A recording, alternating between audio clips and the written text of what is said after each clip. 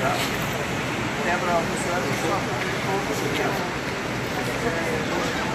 Então, mas não, aí eu falei, vamos ver a velocidade do som, certo?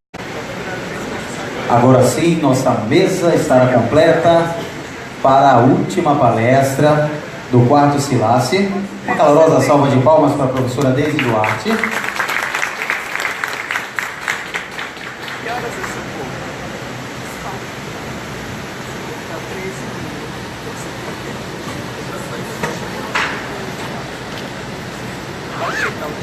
Professora, pode ficar à vontade, pode apresentar tanto da mesa quanto do público. Fica a sua escolha, professora. Eu prefiro apresentar daqui, né?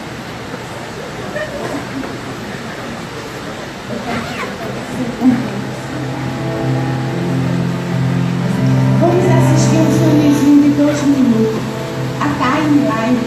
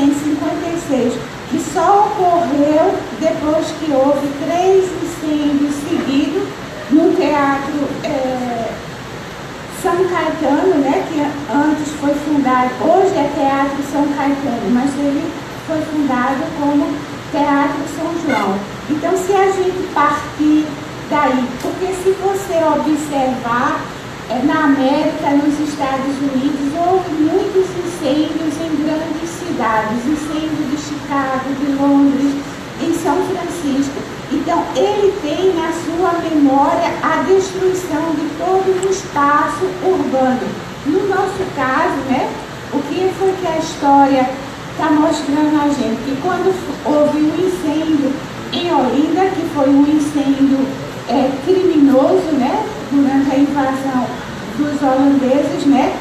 Surgiu justamente com o apoio das companhias seguradoras, né? Então, justamente só com o incêndio da Faculdade de Direito de São Paulo, é sempre os desastres. O que eu estou querendo enfatizar é que é sempre os desastres que tem nos impulsionado a termos consciência que nós temos um problema, né? E não e na nossa memória coletiva, o que fica são os incêndios em edificações, sobretudo o incêndio do Joelma e do Andraus, que após houve uma série de decretos, leis, né? Mas também a gente tem um problema que são os incêndios industriais. A gente nunca deve esquecer que uma edificação abriga também um processo. Não é só a edificação de uso comercial, de uso de diversão, mas uma edificação abriga também um processo, né? Uma indústria de alimento, uma gráfica, uma siderúrgica, uma hidroelétrica é uma edificação. Então, nesse sentido, né? E o afundamento da P-36 resultou num incêndio seguido de várias explosões, certo? Justamente porque o gerente da plataforma, ele deveria parar a plataforma para manutenção. E ele assumiu o risco e o preço foi caro, né? Depois, né? Porque sempre é aquele velho conflito, produção, prevenção, certo? Então, uma tendência que eu observo é que nossas decisões devem ser baseadas na consequência da falha. Então, o que é que a gente tinha no passado? A todas as legislações e códigos, eu sempre me refiro a elas como boas práticas de engenharia. O que é que a gente tinha no passado? Ainda temos hoje. Eu tenho um problema, né, os acidentes, um problema, e como é que eu resolvi esse problema? Através da legislação. Só como eu vou mostrar mais adiante, você pode fazer tudo o que a legislação, as boas práticas de engenharia recomenda, e mesmo assim você permanece inseguro, né? E hoje o que é que a gente observa? Que se acontecer alguma coisa, como a professora Rosário demonstrou também na palestra dela, que o juiz vai perguntar a você, você fez tudo o que a legislação mandou, mas mesmo assim o acidente aconteceu, o juiz vai perguntar para você qual é a sua capacidade de identificar, avaliar e prevenir. Ninguém vai acreditar que você, como engenheiro formado pela Federal, pela USP, pela Federal do Rio Grande do Sul, você não tenha essa competência de identificar, avaliar e prevenir. Então, você começa a pôr as pessoas em risco, né? Se não acontecer nada, tudo bem, mas se acontecer alguma coisa, eu costumo dizer aos meus alunos, vai tudo para a cadeia, né? Porque o juiz pensa em termos de desempenho, ele pensa em termos de avaliação, ele espera que você tenha um método de avaliação. E a gente ainda está muito nessa cultura de atender as boas práticas de engenharia. Só que na nossa área de incêndio, as boas práticas de engenharia, elas não estão fortemente acopladas aos métodos de avaliação como nas outras áreas das engenharias.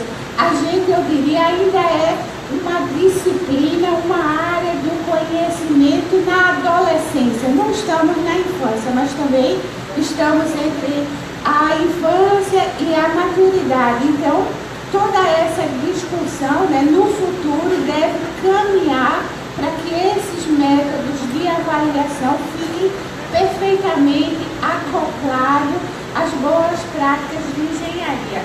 No Brasil, a gente tem as coisas modelos caminham com velocidade diferente da questão da edificação e do processo. Observem o seguinte: qual é a definição de acidente tecnológico da Organização Internacional do Trabalho e das diretrizes de Cerveja? São todas similares. Ela diz que acidentes tecnológicos é acidentes que vai resultar em dispersão, incêndio e explosão, né? Então, hoje no Brasil, você só tem uma licença ambiental se você fazer o EIA e o RIMA, o estudo ambiental e o estudo técnico, que é o RIMA, que é a análise de risco. Ou seja, você tem que prever qual é esse impacto, né, para você poder dimensionar os seus recursos de emergência, né? Então, no processo, eu diria que esses métodos de avaliação estão um pouco mais avançados do que na questão da edificação. E como eu estruturar esses métodos de avaliação se eu não entendo a dinâmica do fogo? Eu observei durante as nossas palestras que um obstáculo ao entendimento e validação dos modelos teóricos é que a gente precisa entender melhor essa dinâmica do incêndio. Então, eu posso ter um sistema de sprinkler. Eu posso dizer, você só instala esse sistema de sprinkler quando o edifício tiver 140 metros. Mas o edifício pode ter uma altura menor, não ser necessário o sprinkler na forma de lei e você vai perder ele, porque a avaliação é feita no tamanho do incêndio. Ele se desenvolve com velocidades diferentes, depende onde você esteja. Então a gente precisa esse entendimento, na minha percepção, da dinâmica do incêndio para que a gente possa incorporar essas variáveis em nossos projetos, que é aquilo que eu chamaria de um critério de dano, como existe nas outras disciplinas mais amadurecidas, né? Então a pergunta, certamente em algum momento o sistema vai atuar e vai controlar o incêndio. O problema é quando ele vai controlar, certo? Então, se eu começo, e observem que meu eixo do X é uma variável dinâmica, né? Incêndio não é uma fotografia no tempo, é como um script de um filme, certo? Então, se eu começo a pensar em termos de probabilidade, observe que eu consigo colocar em um mesmo gráfico. Engenheiro gosta muito de gráfico, porque mais complicado que seja, ele entende qualquer tipo de gráfico, né? Então eu consigo ver que o projeto A talvez seja o melhor projeto, porque aqui eu tenho a total certeza de que o sistema não atuará, e aqui eu tenho a total certeza que ele atuará, e aqui eu tenho uma faixa de incertezas. No caso do setor elétrico, né, tem uma opinião dividida, uns gostam do sprinkler e outros não gostam do sprinkler. Geralmente, quem não gosta do sprinkler é porque tem deficiências de manutenção. O problema não é o sprinkler, o problema é a gerência da manutenção, o planejamento da manutenção. A confiabilidade do sprinkler é acima de 90%, certo? Então, isso é no passado, né? A gente pensa em termos de desastre. E qual é a nossa solução, né? Qual é onde a gente vamos? Então, a gente precisa, né, que essa tendência dos últimos anos é ter justamente esse entendimento da dinâmica do incêndio para que a gente possa ter esses métodos de avaliação, esses critérios de danos incorporados ao nosso projeto. Por exemplo, o objetivo de todos nós aqui é proteger as pessoas. Como eu vou transformar esse objetivo no problema de engenharia. Se eu quero proteger as pessoas, eu não quero que o incêndio se propague além da sala de origem. Quando é que o incêndio vai se propagar além da sala de origem? Quando houver a danificação estrutural das barreiras, das paredes, do piso. Então ele vai se propagar para os espaços vizinhos. E quando é que isso acontece? Se você está falando em dois tipos de fenômeno, o flashover e o spreadover. Vamos nos concentrar no flashover, que segundo o Drysdale, a probabilidade de ocorrer um flashover, que é o completo envolvimento do ambiente em chamas, vai acontecer após a temperatura dos gases quentes no teto atingirem a temperatura em torno de 600 graus. Então, se eu quero proteger as pessoas, eu não quero que o incêndio se propague além da sala de origem. Então, eu não posso ter a temperatura dos gases aquecidos acima de 550, 600 graus Celsius. Já é um parâmetro que eu posso, talvez, ter que amadurecer esses estudos no meu projeto, né? De forma similar, a mesma maneira de pensar eu posso utilizar no processo, né? Então, o que a gente observa é justamente essa tendência. E observe que os edifícios são sistemas fortemente acoplados de várias partes, né? Isso é uma experiência brasileira, vocês vão me desculpar, mas toda a minha experiência ou é no setor elétrico ou é no setor de petróleo e gás.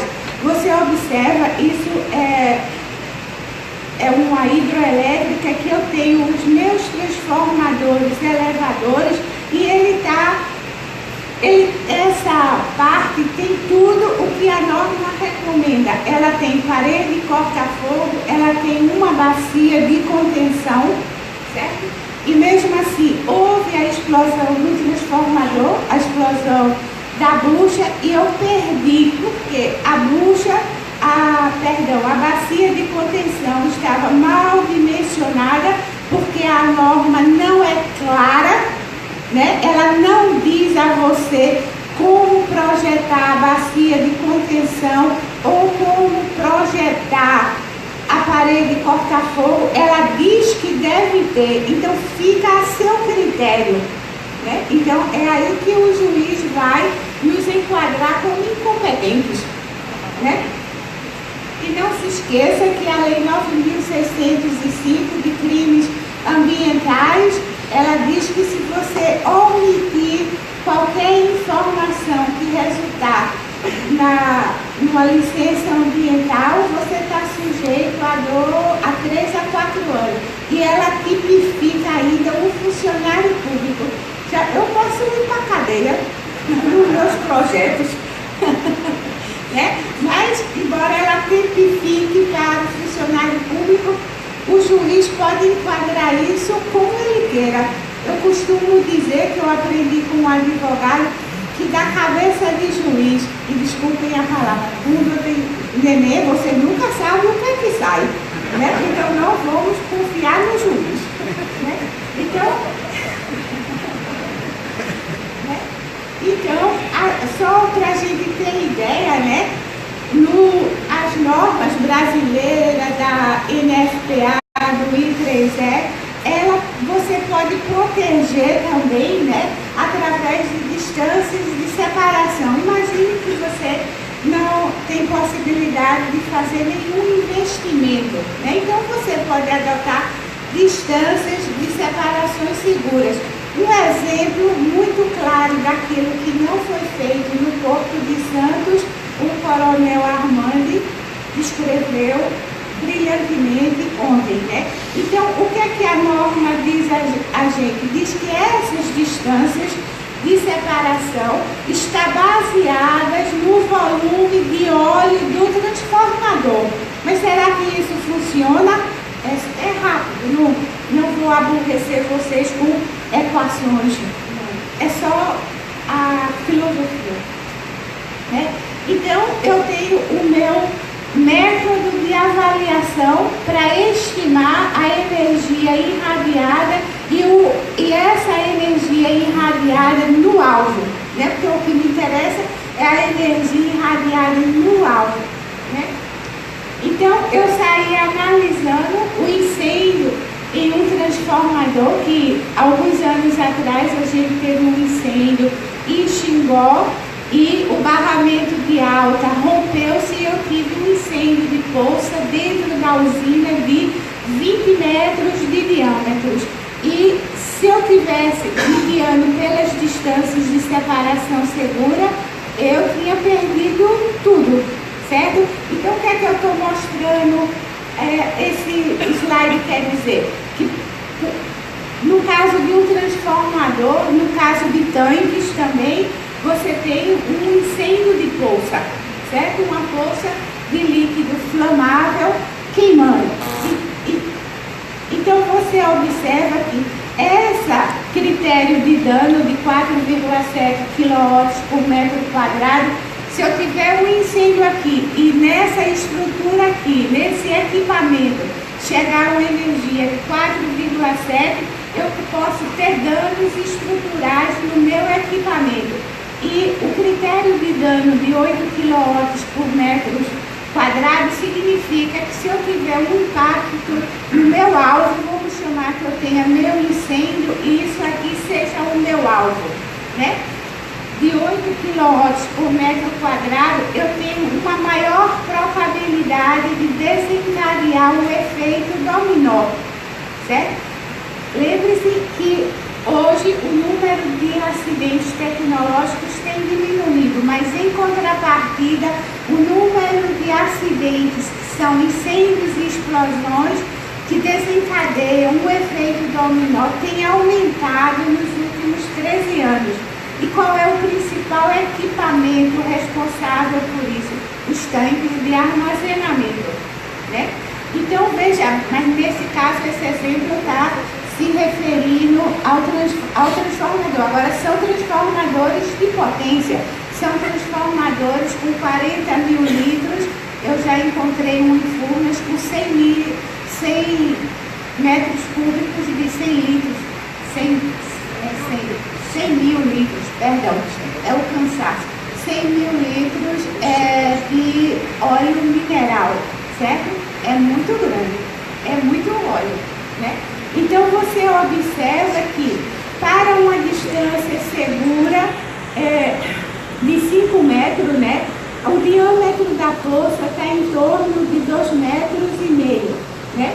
Você veja que a recomendação, então aqui é o diâmetro da poça, né? Em que eu vou atingir essa energia a um alvo distante 5 metros, né? Ou esse diâmetro da poça para um alvo distante 5 metros, porque o meu critério de dano não é mais o volume de óleo do transformador. O meu critério de dano agora é a energia incidente no alvo. E a partir daqui, qual é o diâmetro da distância segura que eu devo ter, certo? Então você observa que o I3E recomenda que a distância segura, baseada no volume de óleo do transformador, é 9 metros.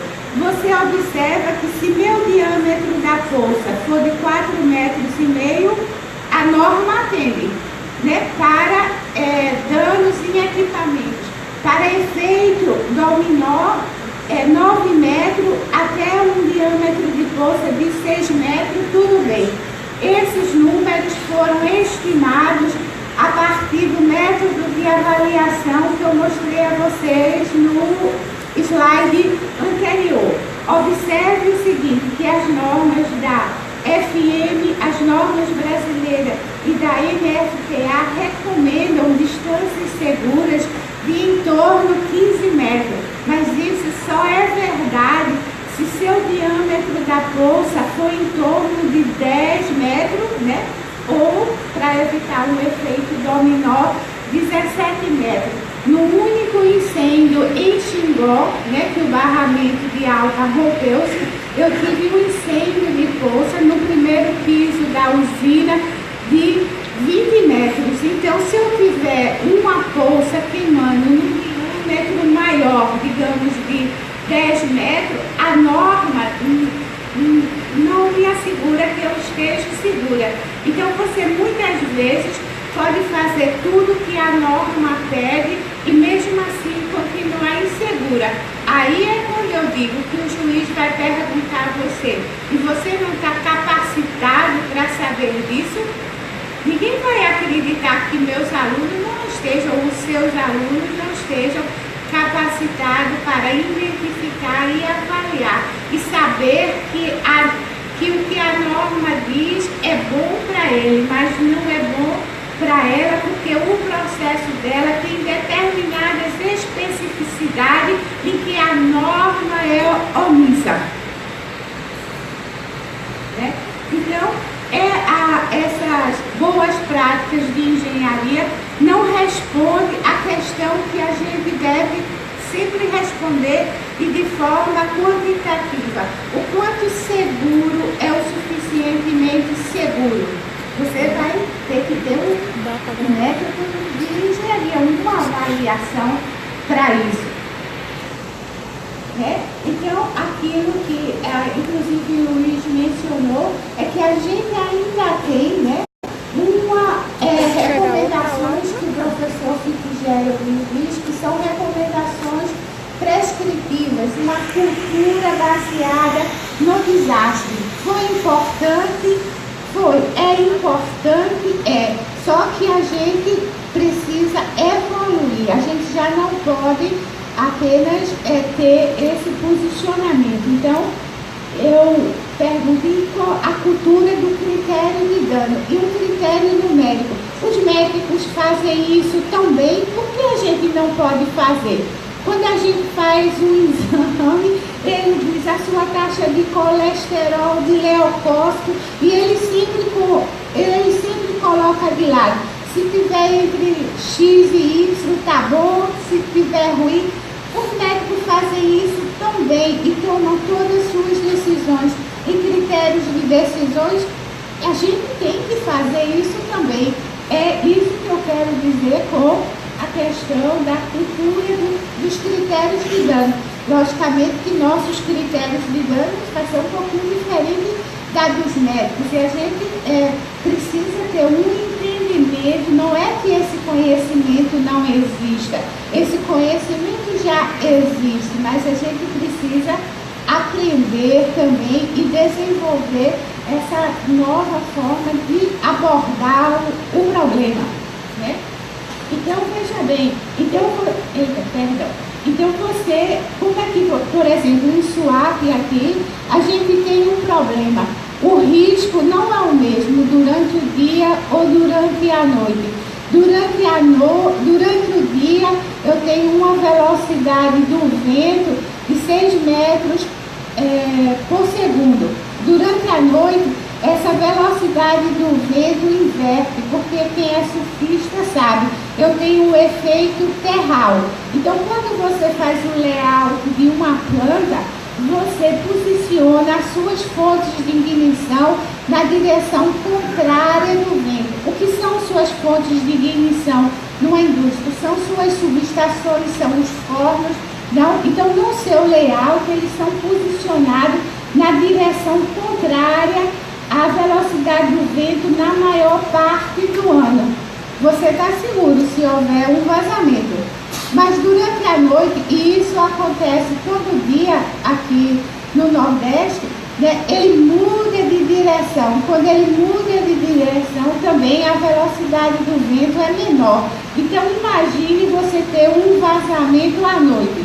Por isso, se tiver que acontecer um desastre aqui, vai acontecer à noite e durante o terral, porque eu vou ter dificuldade de dispersão da minha nuvem flamável ou tóxica e ela vai estar caminhando na direção das fontes de ignição.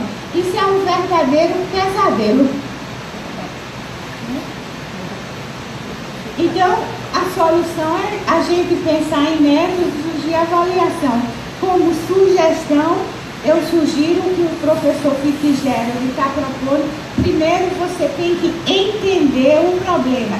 E entender o problema não é apenas o que o American Institute for Chemical Engineering recomenda, que é a identificação da falha, o cenário do acidente. Você tem que entender o conflito dos stakeholders, porque o conflito dos stakeholders, ele reflete na sua integridade mecânica.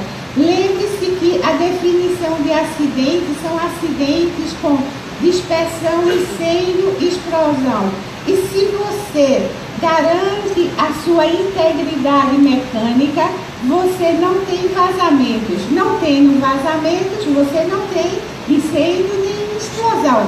Então, isso é, de uma forma bem simples, eu tenho que garantir a minha integridade mecânica para que eu não tenha incêndio, explosão ou dispersão tóxica.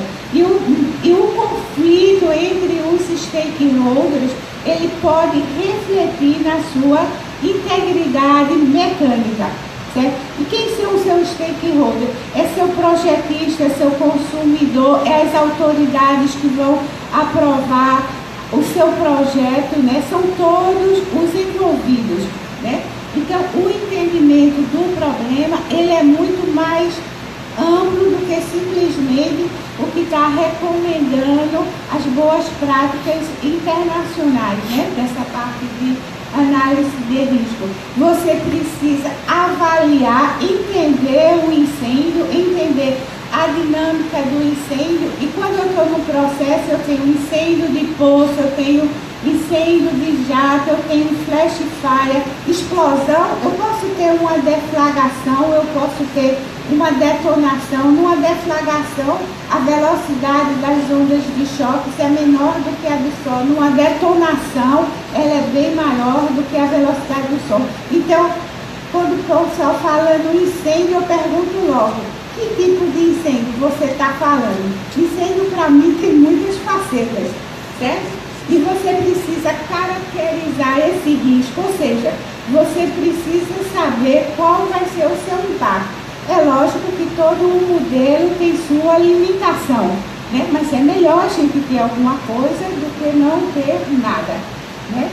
Então, eu vou concluindo por aqui, que eu acho que eu já respondi meu tempo. O Tiago já está brigando comigo, né? E vou passar a palavra ao Coronel Cajati para continuar a nossa palestra.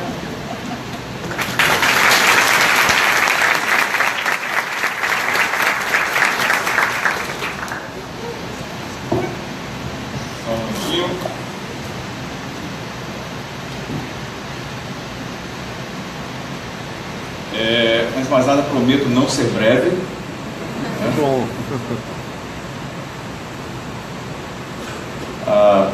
Professora Deise, parabéns, antes de mais nada. A gente vai continuar praticamente com a segunda parte que a gente está querendo discutir, que é principalmente a questão da pesquisa na área de segurança contra incêndio no Brasil, né?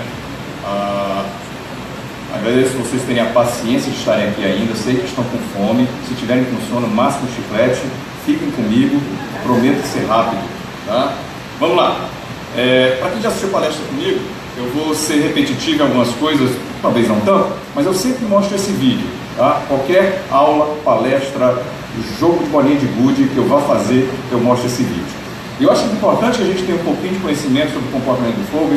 Esse teste foi realizado na UL, Underwright Laboratory, que fica em Chicago. E o que eles quiseram demonstrar foi: nós tínhamos duas salas, uma do lado esquerdo com mobiliário antigo da década de 50 e do lado direito com mobiliário recente, comprado em 2009. Tá? E o que eles quiseram demonstrar quando eles realizaram esse teste foi para que a gente compreendesse que o incêndio está mudando. Então a gente não pode ter a noção que o incêndio acontecia da mesma forma que acontecia na década de 50, na década de 20 ou antes, porque os materiais utilizados estão mudando. Então nós temos duas salas idênticas. As duas salas são do mesmo tamanho, 3,6 por 3,6 de comprimento da largura e 2,4 de altura, com abertura de porta de 2,1. Primeiro entendam também que esse incêndio é muito bem ventilado. Este é um incêndio não controlado pela ventilação, como o teste foi realizado aqui em Recife. Então isso também muda o comportamento do incêndio. Isso faz que, em geral, o incêndio consiga atingir todo o seu potencial. E normalmente, onde você tem controle de ventilação, você não poderá atingir o seu potencial completo. Tá? Então entendam que não é sempre porque vocês veem ensaio dessa forma, e a grande maioria dos ensaios realizados são muito bem ventilados, que o incêndio irá acontecer desta forma também. Tá? Então é importante isso, porque a gente tem uma tendência muito grande a assistir dessa forma, todo incêndio vai ser assim, sempre vai ter flashover, sempre vai atingir sua fase totalmente desenvolvida. Não necessariamente. O que a gente vai ver aqui do lado direito, olha a diferença do comportamento. Esse incêndio aqui, nós estamos com 2 minutos de incêndio, e esse incêndio aqui continua um princípio de incêndio. Eu posso pegar um copo d'água e apagar esse incêndio. Diferentemente do incêndio que você tem do lado direito, onde o comportamento do fogo é completamente diferente. Isso já não é mais princípio de incêndio. A produção de gases, a pressão interna, a quantidade de fumaça, a quantidade de gases quentes nesse ambiente é completamente diferente.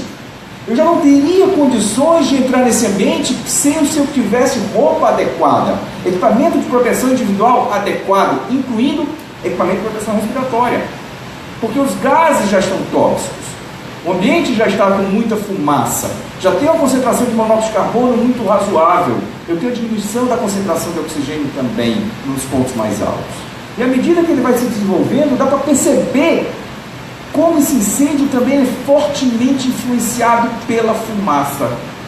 Como a fumaça hoje exerce uma influência muito grande no desenvolvimento do incêndio.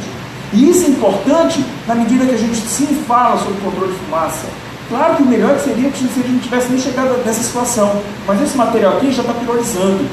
Esse carpete vai acontecer o flashover nesse local. E estamos falando de 3 minutos e 30. Enquanto do lado esquerdo, agora, somente agora, foi pegar na cortina. Aqui que ele está começando a deixar de ser princípio de incêndio. É um pouco antes, talvez. Então, o comportamento do incêndio é muito diferente, mesmo que a estrutura dos dois ambientes fosse igual, porque a única diferença entre eles é de mobiliário. Não é nem de material de revestimento, é apenas de mobiliário. E isso altera fortemente o seu comportamento. Eu vou adiantar um pouquinho o vídeo, senão daqui a pouco vocês me expulsam. Esse incêndio está com 4 minutos, ele vai passar para 5, ele vai passar para 15, ele vai passar para 25, e finalmente com 29, ele vai chegar na sua fase totalmente desenvolvida. É uma diferença gritante, e uma diferença gritante não só para a população que está sujeita a um incêndio como esse, mas também para nós que trabalhamos no Corpo de Bombeiros. Isso impõe riscos muito maiores. Vamos chegar em fase de incêndio que antes a gente não chegava. A gente chegava em situações muito mais propensas à sua fase crescente, e hoje a gente tem uma tendência a chegar na sua fase final da crescente ou totalmente desenvolvida, às vezes nesse final do seu incêndio. Mas entendam, eu vou repetir isso várias vezes, esse incêndio é assim nos Estados Unidos. Porque a gente não sabe, ou pouco a gente tem testes realizados no Brasil. Então se vocês me perguntarem, um incêndio no Brasil, uma sala aqui no Brasil vai acontecer com 3 minutos e 40 flashover? Não sei. Vai acontecer com 29? Não sei. O que eu posso dizer é que com certeza a gente está entre esses dois. Este é o mais provável, tá? Mas a gente não tem certeza, na medida que a gente não realiza ensaio de incêndio, a gente não realiza pesquisa, a gente não faz desenvolvimento, a gente não tem certeza de que de fato a gente tem. E isso tem um impacto muito forte também em tudo: prevenção, combate, investigação de incêndio, inclusive prevenção, normatização. E é isso que a gente tem que ter em mente. A gente tem que melhorar o nosso conhecimento sobre o comportamento do fogo para que a gente consiga ter certeza do que a gente está exigindo em projeto vai funcionar. E claro que a gente pode entender também que o incêndio ele tem situações e consequências que, em geral, a gente pensa o quê? Perda de vidas, perda de propriedade. Mas é muito mais do que isso, como o próprio Armando citou ontem. Você tem situações onde você vai ter perda de funcionalidade. O que é que me adianta uma fábrica que uma pequena parte da sua linha de montagem pegou fogo? A fábrica vai parar inteira. Então, o prejuízo direto não é só o prejuízo daquilo que pegou fogo. Às vezes, é de uma linha de montagem inteira. Nós temos também consequência do incêndio, custo de proteção contra incêndio. Às vezes, devido ao incêndio que acontece, a gente vai ter que aumentar o nível de proteção. Aquilo que foi previsto antes talvez não funcione. E isso vai ter uma repercussão direta no nosso nível de prevenção, de proteção contra incêndio também. Limitação de produtividade. E a limitação de produtividade talvez não seja o melhor termo que eu tenha colocado em português, mas no sentido que, pessoal, quando a gente fabrica alguma coisa, a gente tem que respeitar normas. E as normas de proteção contra incêndio são as mais fortes em termos de mercado internacional. Eu não consigo entrar num brinquedo, fora os que vêm ilegalmente, mas eu não posso vender um brinquedo no Brasil que não tem um selo e método dizendo que ele é seguro contra incêndio. Então isso gera limitação de produtividade, gera que eu crie produtos que tenham que estar de acordo com as normas, os códigos. E finalmente, degradação do meio ambiente. Isso é uma coisa que a gente às vezes não leva em conta, mas na verdade claro, fora incêndios em indústrias e locais que a gente conhece e tem quais são os produtos que estão lá dentro, infelizmente, para nós bombeiros que trabalhamos com a linha de frente, a gente nunca sabe o que de verdade tinha dentro de uma residência. Vai que aquele cara tinha um produto perigoso lá dentro e a gente não sabe. Então é um risco de fato também, que pode ser para as pessoas que estão próximas, uma consequência direta, como também bombeiros sofreram muito grande, não vou dizer a parte que não foi incêndio, mas foi a questão do Césio 137 em Goiânia, tá? Então tem consequências não só na parte de incêndio, mas incêndio também.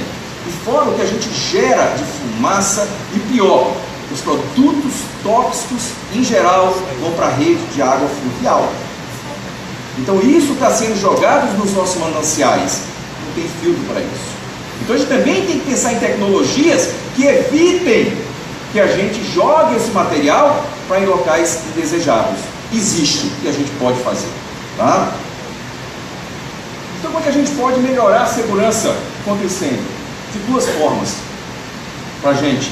Desenvolvimento de ensino e pesquisa em segurança contra incêndio. Essa é a primeira, estamos fazendo aqui hoje. Todos os trabalhos que estão sendo apresentados estão fazendo isso. E é importante que a gente faça isso cada vez mais. E tem outro ponto que é muito importante, que é a realização de investigação de incêndio. A investigação de incêndio tem uma repercussão direta, eu vou falar um pouco mais daqui a pouco, em todas as fases do incêndio. E isso é muito importante para a gente ter noção da importância da investigação de incêndio, porque só assim também vai conseguir melhorar. Em termos de desenvolvimento de ensino e pesquisa, nós temos, primeiro, se a gente desenvolve ensino e pesquisa, principalmente a parte do ensino, vamos ter condições de as pessoas começarem a conhecer norma.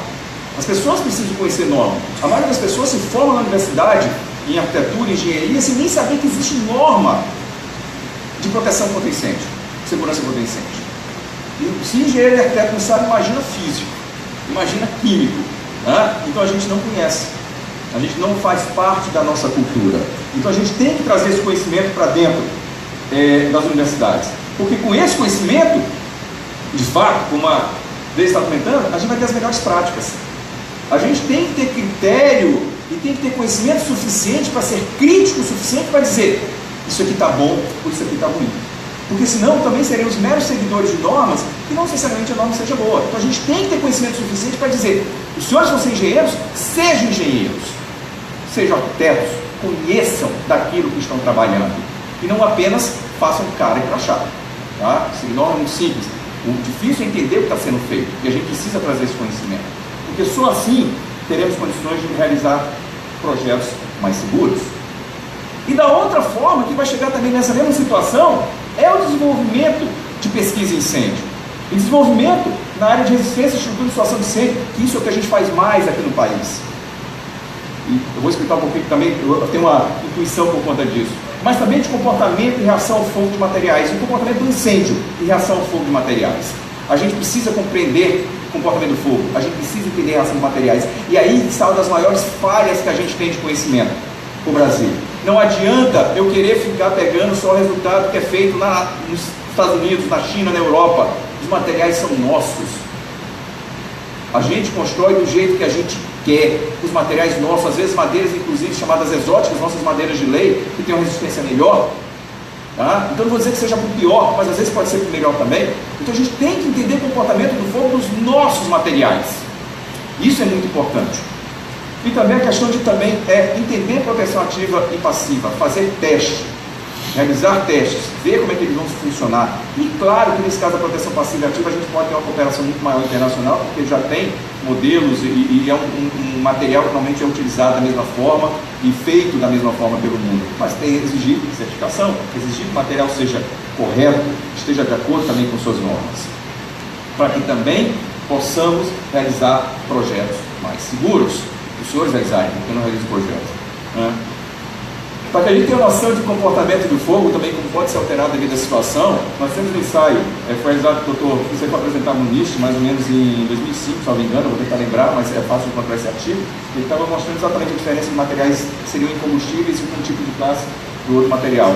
Do lado esquerdo, nós temos também o mesmo ambiente, um ambiente com até a priori a carga de incêndio baixa.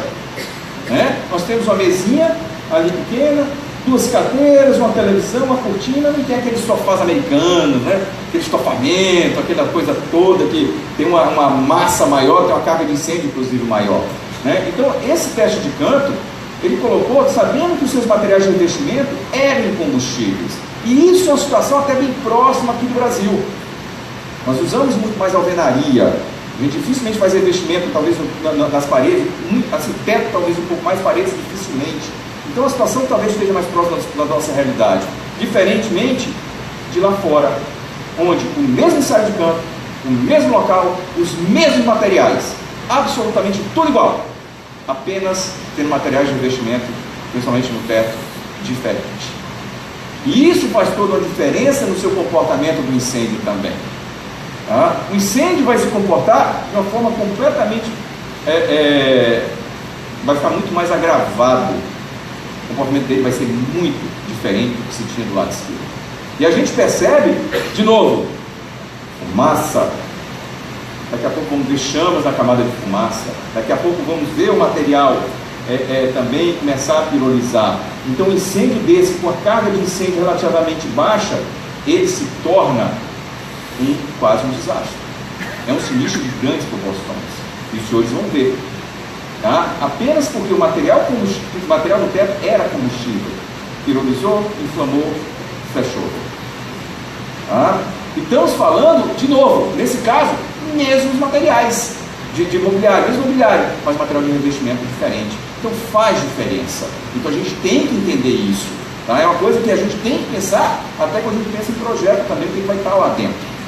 O que vai ser colocado lá dentro? Como é que ele pode agravar o comportamento do incêndio naqueles ambientes?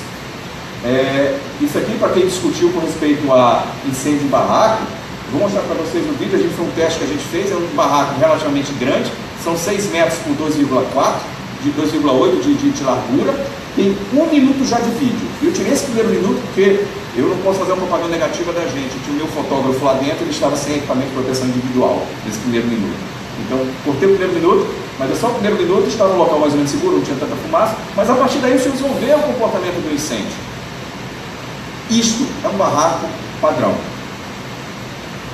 Colchão, uma mesinha de cabeceira, nós temos o sofá, nós tínhamos até retratinho na parede colocado lá.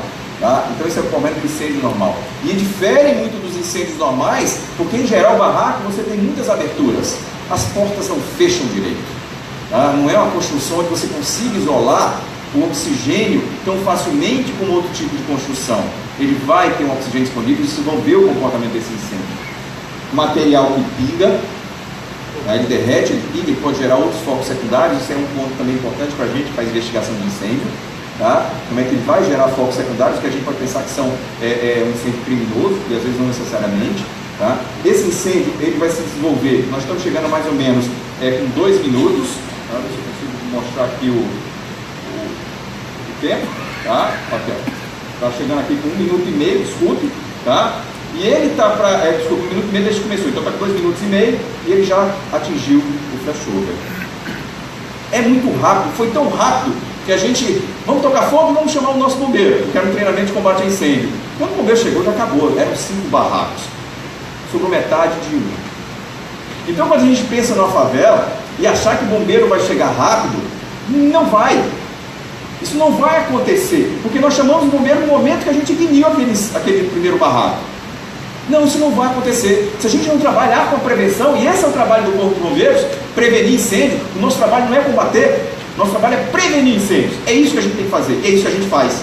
A gente vai combater se infelizmente alguma coisa der errado, porque o incêndio é muito rápido, dependendo da situação.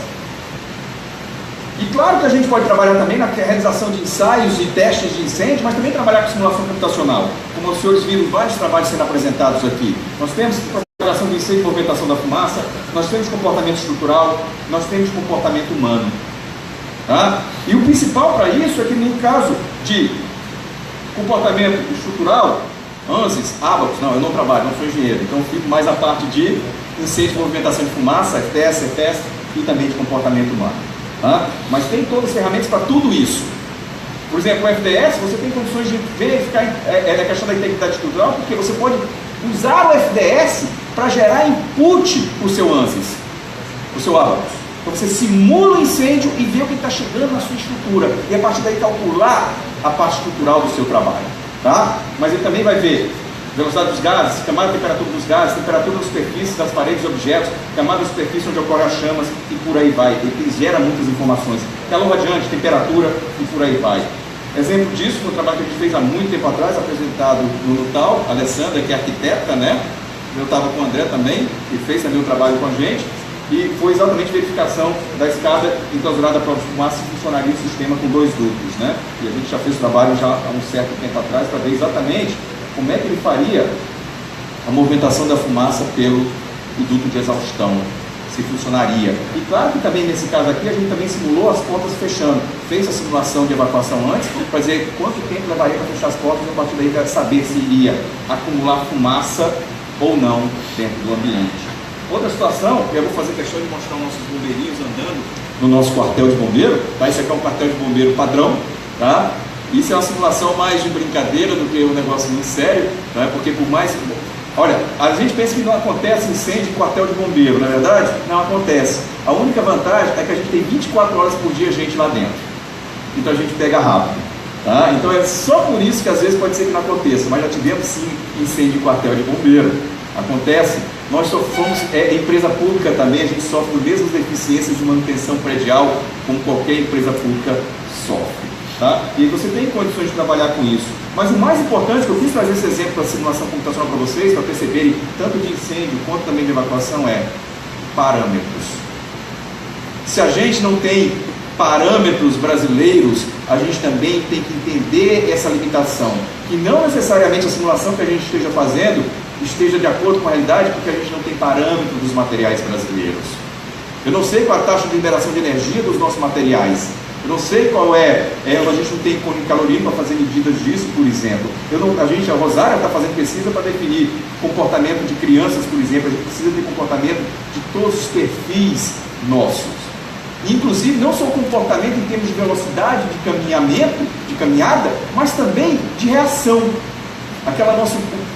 O tempo de pré-evacuação é uma coisa importante, porque aí vale muito da cultura e vale muito do treinamento. Isso a gente não tem informação. Lá fora se tem, a gente não tem. E não adianta se iludir que nós não vamos ter o mesmo comportamento com o japonês ou com o americano. Eu faço sempre questão de dizer isso. Quando estava lá trabalhando no NIST, eu trabalhava numa sala muito quente, era um painel radiante, eu estava com um jaleco de Nomex e só. Lá fora estava menos 5 graus. Tocou o alarme de incêndio, desligava a chave de emergência do equipamento e saía lá para fora do jeito que eu estava. Não voltava para pegar minha carteira, não voltava para pegar meu celular, não voltava nada. Eu tinha que sair do jeito que eu estava, inclusive sem casaco. Mas isso é uma cultura em treinamento. Esse treinamento existia 2 vezes por ano. Então a gente tem que também pensar que a gente pode influenciar, se a gente não conseguir ter parâmetros, que a gente possa mostrar, olha, mesmo com parâmetros americanos e japoneses, é uma situação ruim. Imagina aqui. E a partir daí tentar melhorar a cultura das nossas pessoas também. E para a parte de investigação, e a segunda parte que a gente tem, que a investigação é essencial, principalmente para analisar as causas e os elementos que propiciaram o desenvolvimento do seu incêndio. A gente precisa entender isso. A gente só vai ter condições de saber se os materiais que a gente está utilizando, os procedimentos que a gente utiliza são inseguros, se investigar o incêndio. Porque eu tenho que chegar no local e falar, primeiro, esse prédio, essa habitação estava de acordo com a norma? Estava. Então por que o incêndio propagou? O que aconteceu que fizesse com que ele propagasse? E se ele não estava, o em que ele não estava de acordo com a norma, que foi tão relevante que fizesse que o incêndio não se propagasse? Então esse tipo de conhecimento a gente tem que buscar via investigação de incêndio. Por isso que a investigação de incêndio é tão importante para os corpos de bombeiros, principalmente, porque diferente da polícia criminal, a gente não quer pegar autoria e materialidade. Eu não quero saber quem fez, eu quero saber como, para que eu possa depois definir avanços nas normas, verificar se as normas estão de acordo e tentar desenvolver as normas de acordo com a realidade do que está acontecendo. Isso é muito importante para a gente. Mas a investigação, e também apontar áreas, aí tem um outro lado muito interessante, que eu tive uma conversa muito legal com o Nelson no ano passado, porque a investigação, ele não só evita procedimentos materiais inseguros, ele aponta áreas onde é necessário fazer pesquisa. Porque eu posso ter gaps de deficiências de conhecimento que a investigação do incêndio vai me apontar. Não é só a norma, é pesquisa também. A pesquisa vai ser influenciada também pelo incêndio. E avaliar a atuação dos bombeiros, desenvolver novas técnicas e táticas de combate ao incêndio. Então eu posso fazer na investigação o desenvolvimento de novas técnicas e táticas. Ok? Eu vou passar algumas coisas aí rapidinho para achar para as pessoas que não acham que tem incêndio. Isso aconteceu em 1988 em Brasília e gerou uma mudança de conhecimento, gerou uma mudança de procedimento nas nossas normas em Brasília, porque foi um prédio na W3 Norte, que estava assim, está vendo as pessoas aqui? Parece que está tranquilo, tá? É só um simulado. O prédio ficou assim. E ele estava assim antes. Olha as pessoas ali em cima. E a sorte, que realmente parece que Deus é brasileiro, é que o vento estava nessa direção e empurrou toda a fumaça para o outro lado. E assim eles conseguiram escapar desse local. E isso gerou mudança de comportamento e mudança de norma para a gente. Então fez com que lá em Brasília, o prédio no final ficou tirando o pessoal ali, tá? Já estava o fogo chegando, e o prédio no final ficou dessa forma. E simplesmente gerou mudança de norma de criar escadas de emergência. Antes não existia escada de emergência nos ministérios. Foi criado. E mesmo assim hoje, se vocês forem a Brasília, façam a brincadeira de onde está o óleo, tem 2 ministérios que não tem escada de emergência. Ainda tem 2 que não tem escada de emergência.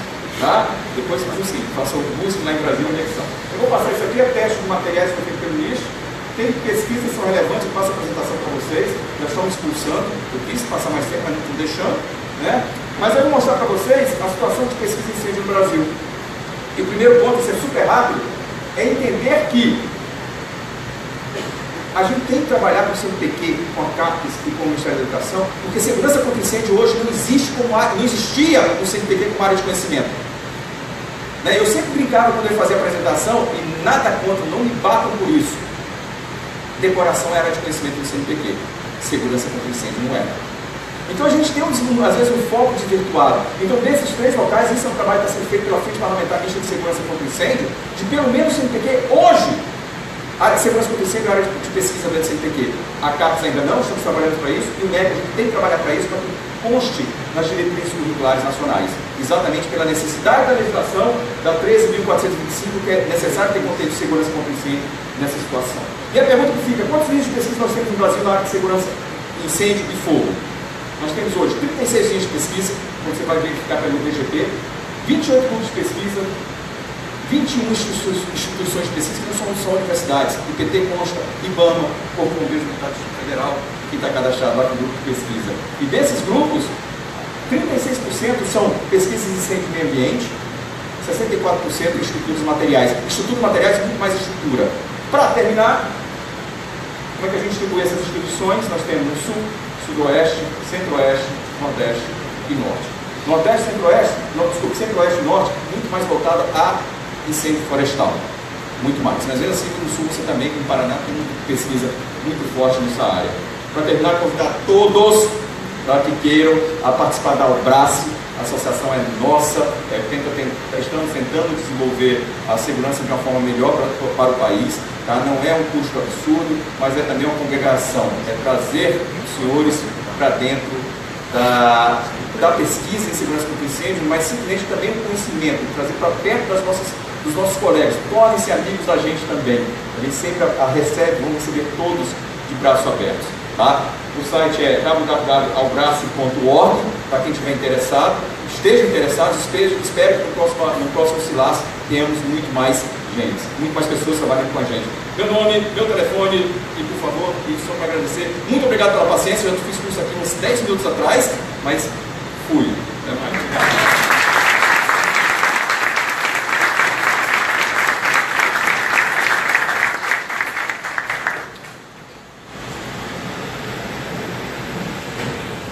Nossos agradecimentos ao Coronel Jorge Cajati, também à professora Deise Duarte.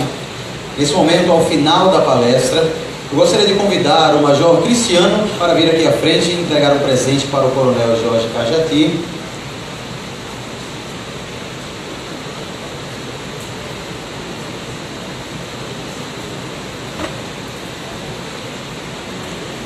Vamos fazer um registro.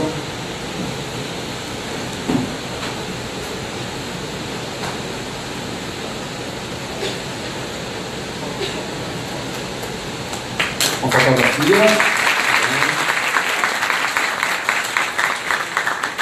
Convido o professor Tiago Anselmo para entregar um presente à professora Deise Duarte.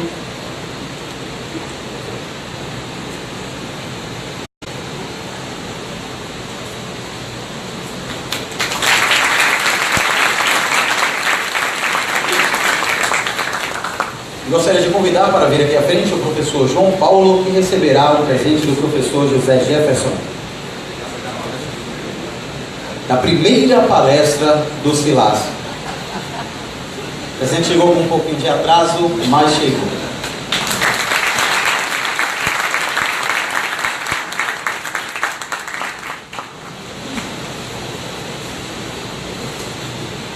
Agradecemos a todos pelas homenagens. Os últimos avisos antes da composição da mesa oficial para o encerramento desse evento.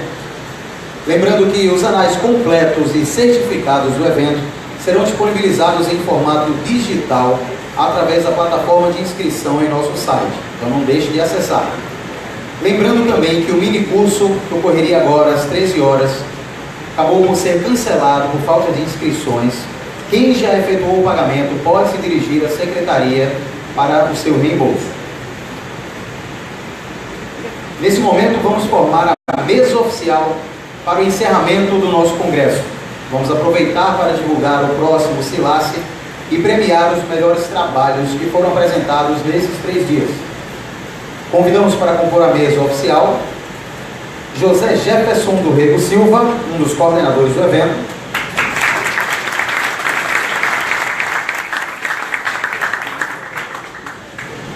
a senhora Deise Duarte, também coordenadora do evento,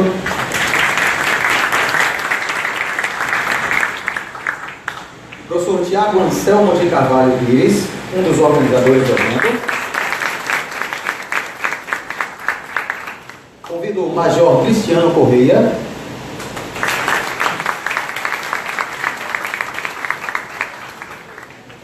Convido o subcomandante-geral do Corpo de Bombeiros Militar de Pernambuco, Marcílio Rossini.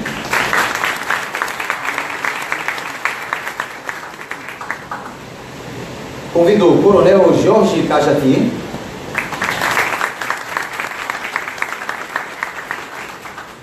Convido o professor João Paulo Correia Rodrigues. O professor Valdir Pinhata.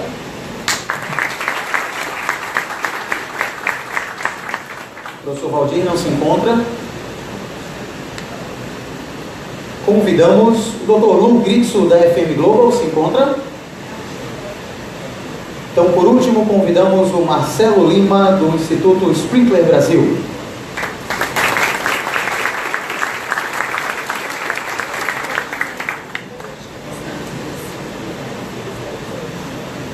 Todos podem sentar, por gentileza.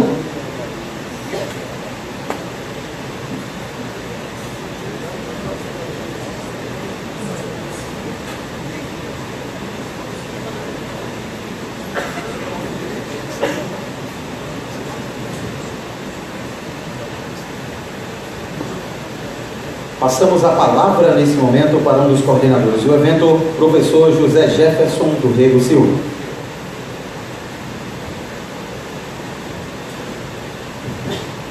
Boa tarde a todos. Dessa vez eu vou falar aqui na mesa. Quando eu subi naquele púlpito há 3 dias atrás, eu não imaginei que ia estar tão satisfeito, tão tranquilo até, e realizado neste momento aqui. Na realidade é o momento mais temido, porque concluímos o 4º Silácio. Então a gente também tem o desejo de fazer o melhor Silácio do mundo.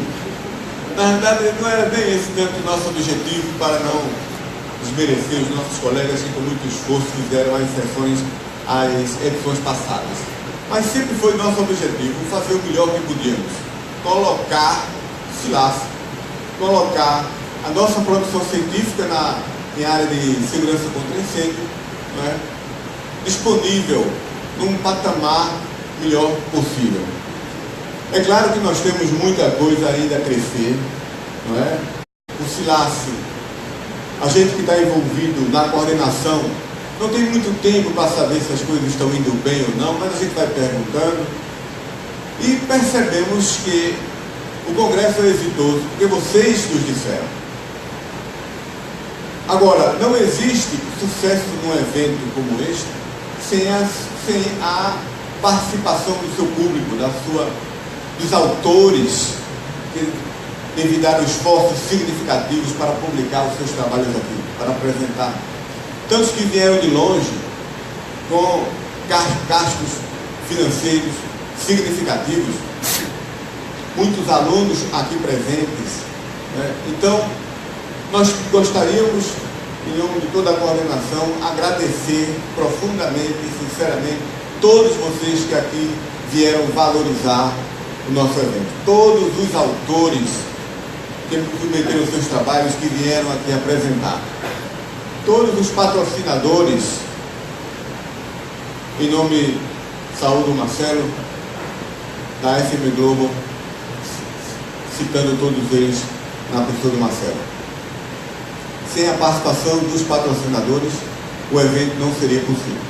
Um agradecimento especial ao Corpo de Bombeiros, que o Coronel Rossini transmita, por favor, ao comandante Cunha, não é, a participação desde o primeiro momento que nós fomos à Casa do Comando do Corpo de Bombeiros Militar no estado de Pernambuco, e a adesão foi total. Eu não posso deixar de agradecer ao coronel, futuro coronel, hoje Major Cristiano Corrêa, pela total dedicação a essa causa. Então, nos sentimos, não é, muito agraciados, bem recebidos, valorizados também pelo Corpo de Bombeiros do estado de Pernambuco. A gente sempre se pergunta ao realizar um evento como esse, qual seria o perfil do profissional. A gente sempre se pergunta onde nós queremos chegar. Obviamente, na difusão mais ampla possível da produção científica da melhor qualidade também possível, não é? Então, nesse sentido, eu gostaria de agradecer aos professores aqui mais experientes na área de pesquisa, que a gente sabe a dificuldade também hoje de participar em congressos, em eventos desse tipo, muitas vezes não valorizados pelos órgãos de fomento, não é? Então, agradeço ao professor João Paulo, professora Rosária Ono, não é? Tantos outros, professor Zobel, professor Claré, que não mais está, já viajou, professor Pinhata, professor Facuri, professora Edna, né?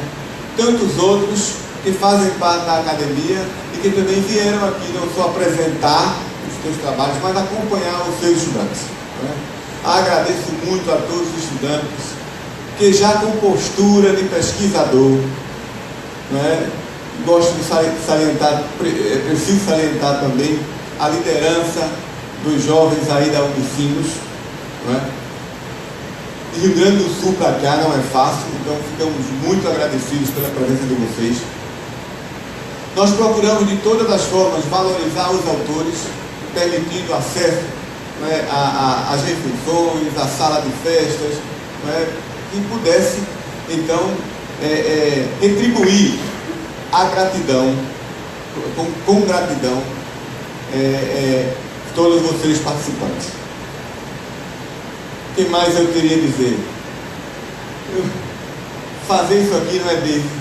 Nós não tivemos um só coordenador, nós fomos 4 coordenadores deste evento: professora Deise, Major Cristiano, Tiago, grande batalhador aqui, que juntos nos dedicamos. Tivemos as nossas discussões, não é? Mas acho que ninguém percebeu, porque eu espero que ninguém tenha percebido, não é? Porque conseguimos fazer de forma bastante unida e com muita amizade, foi solidificada, construída nesse evento. Então eu agora gostaria de agradecer mais uma vez com certeza ocorreram alguns erros, mas o coração de vocês é muito grande e perdoaram, passaram uma borracha, de modo que a gente só vê sucesso e alegria e muita satisfação em termos conseguido realizar esse quarto silásio. Obrigado a todos. E o próximo será o coordenador, o professor Tiago Anselmo de Carvalho. Bem, boa tarde. Quero ratificar as palavras do Jefferson e agradeço a presença de todos aqui. Saibam que fizemos tudo de coração, tentando atendê-los da melhor maneira possível. No que não foi possível, perdoem nossas falhas e saibam que fizemos tudo de coração. Mas saiam com o sentimento de um dever cumprido. Tenho aqui alguns números que estavam levantando do nosso sistema, ainda precisa uma última consolidada, mas dá para mostrar o sucesso do evento. Temos 253 inscritos no nosso sistema. Destes, 204 assinaram a ata de presença, estiveram presentes nesses 3 dias de evento. Destaco a presença maciça do Corpo de Bombeiros de Pernambuco, com mais de 50 oficiais bombeiros. Perdoe, comandante, se o termo não foi esse. Temos 56 autores inscritos, destes 45 estiveram aqui presentes, de vários estados do Brasil, países de Portugal e outros países. Foram 65 trabalhos incluídos no nosso programa de apresentação. Tivemos 6 palestras, um workshop. Chama a atenção para a delegação do Rio Grande do Sul, com 18 pessoas inscritas. Só ficou atrás da delegação de Pernambuco, obviamente pela facilidade, pela proximidade. De Pernambuco foram 82 pessoas, praticamente metade do número dos presentes. Outras delegações também expressivas: Minas Gerais com 10 participantes, Bahia, Rio Grande do Norte, Paraíba com 6 participantes e Pará com 5 participantes. Enfim, meus agradecimentos, não vou me prolongar devido ao adiantamento da hora. Muito obrigado a todos mais uma vez. Uma boa tarde.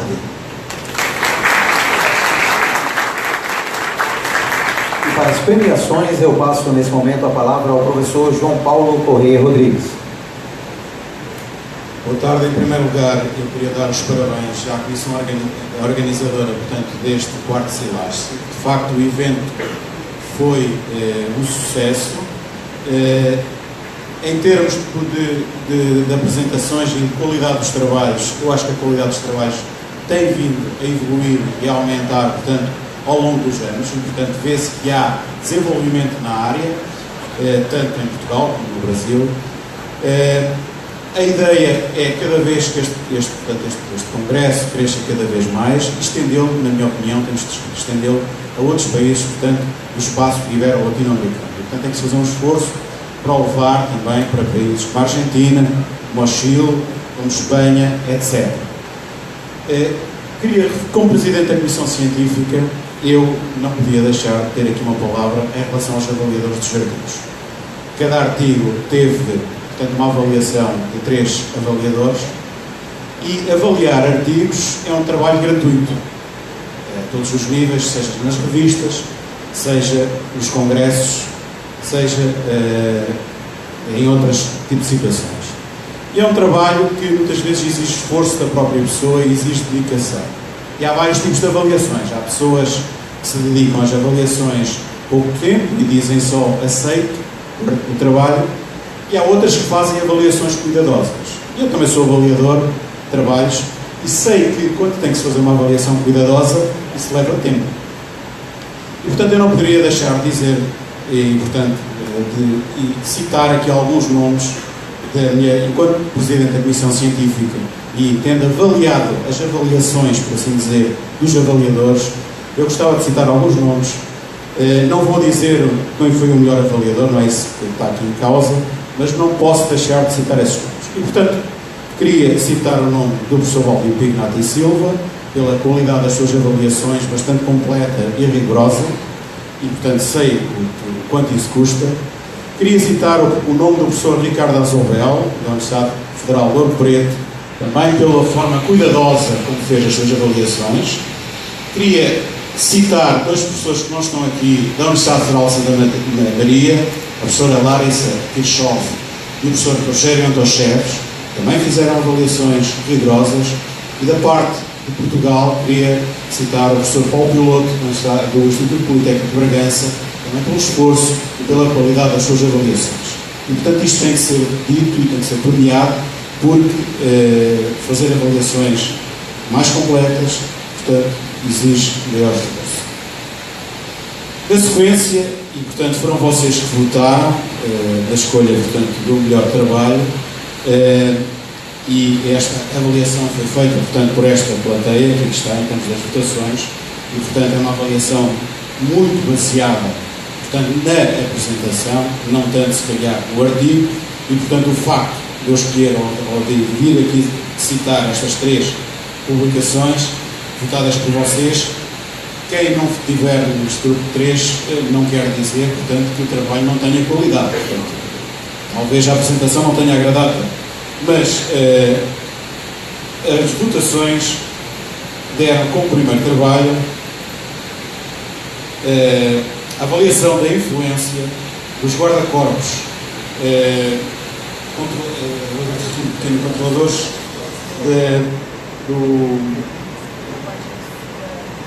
até o trabalho do Guilherme da Unicinos, e eu pedi ao Guilherme para vir aqui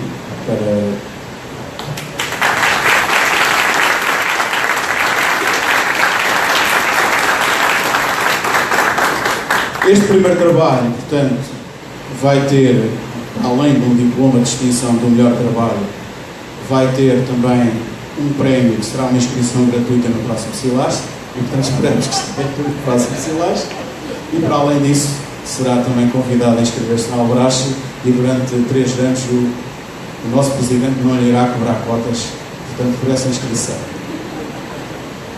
Parabéns pelo melhor trabalho.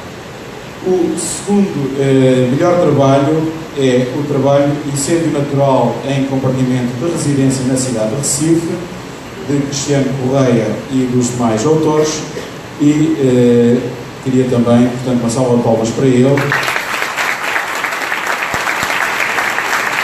Este trabalho, portanto, para além da menção honrosa que terá, portanto, de ser o segundo melhor trabalho, portanto, deste congresso, terá também inscrição gratuita na Albrache durante 3 anos, sem pagamento de cotas pelo ação Albrache.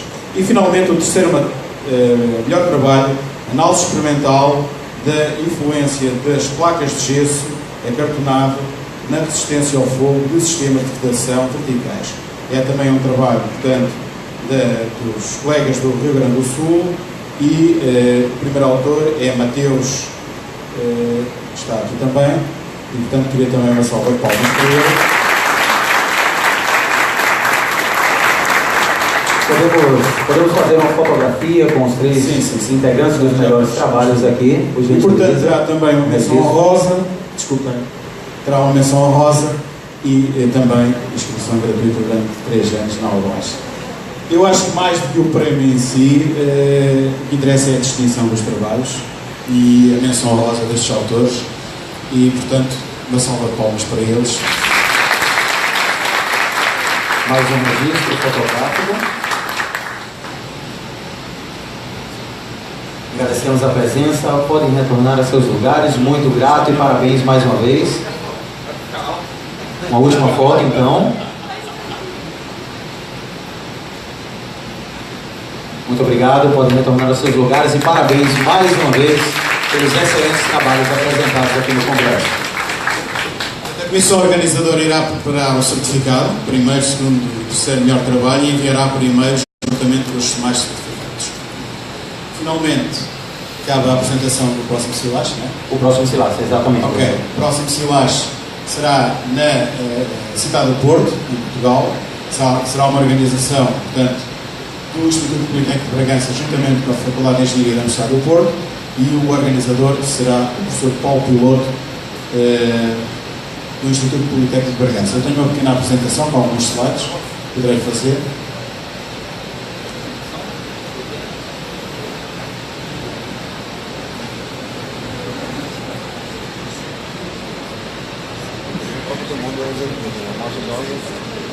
Próximo Silas.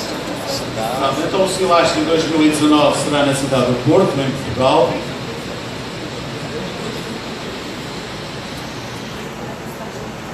O primeiro Silas foi em Natal, no Brasil, em 2011, depois seguiu-se Coimbra, em Portugal, em 2013, Porto Alegre, em 2015 e Recife, em 2017. O Porto é uma cidade muito bonita em Portugal. Recebeu o prémio de melhor destino europeu em 2017 de turismo, portanto é uma cidade que vale a pena visitar. Será, portanto, durante também 3 dias. O local ainda não está bem definido, poderá ser nos edifícios da FEU, portanto, a Faculdade de Engenharia da Universidade do Porto, ou na Fundação Serralves, ou no edifício de Alfândega, também nesta cidade. Portanto, como a cidade do Porto tem aeroporto e, portanto, tem voos diretos do Brasil para lá, portanto, parece fácil por esse aspecto. E depois, portanto, tem uma rede metropolitana que faz a ligação facilmente entre o aeroporto, portanto, e o centro da cidade. Para além disso, tem, portanto, toda uma rede ferroviária e também de ônibus que permite, portanto, fazer depois as deslocações em Portugal e, portanto, não precisam de alugar nenhum carro, porque isso só se vai ficar caro.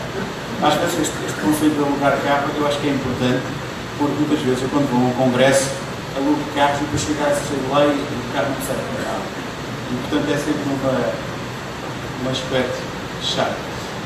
Em termos de alojamento, obviamente nós iremos disponibilizar, portanto, um conjunto de hotéis e de várias estrelas, portanto, para vocês poderem escolher na cidade do Porto. A cidade do Porto tem muitos hotéis, e, portanto, isso depois estará disponível no website, quais são aqueles que têm acordo ou que têm reduções em relação a nós.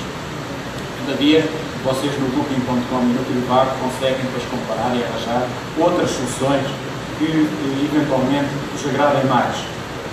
Os temas serão basicamente os mesmos, a temática do Congresso não haverá, portanto, grandes alterações em relação aos temas serão escolhidos.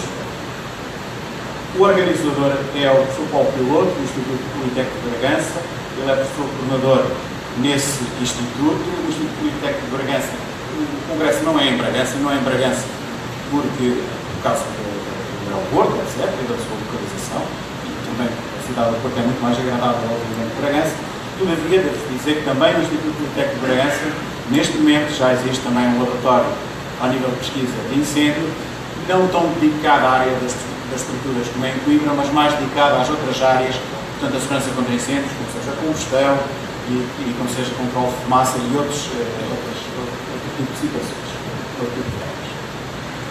As inscrições serão as mesmas, o diferente tipo de inscrições que haverá portanto, no Conselho Silas será o mesmo e os valores não devem diferir. Portanto, a ideia, quando foi criado os Silas, é manter, portanto, o mesmo padrão, para assim dizer, das instituições, não tem havido grandes diferenças.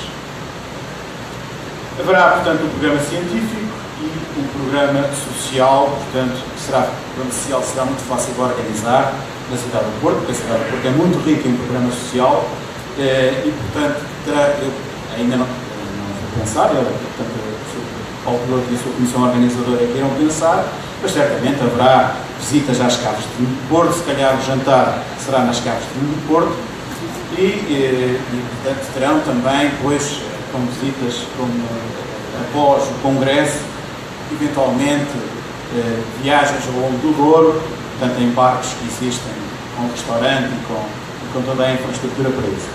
Portanto, aconselho vivamente a irem, portanto, a este Congresso em Portugal.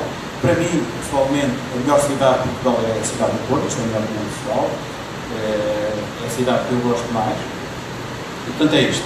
Portanto, convido-vos a participar no próximo semestre. Gostaríamos de convidar o nosso amigo quase nordestino Luiz Cristo a vir aqui para a foto final. Da dança.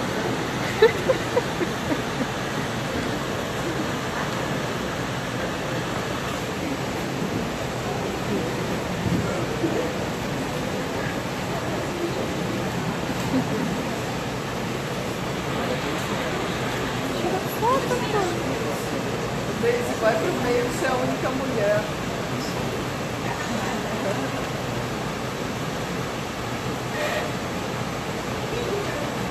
Muito bem, após o último registro, o cerimonial desse evento agradece a presença de todos, se desfaz a mesa oficial nesse momento e aguardamos todos vocês no 5º Silas.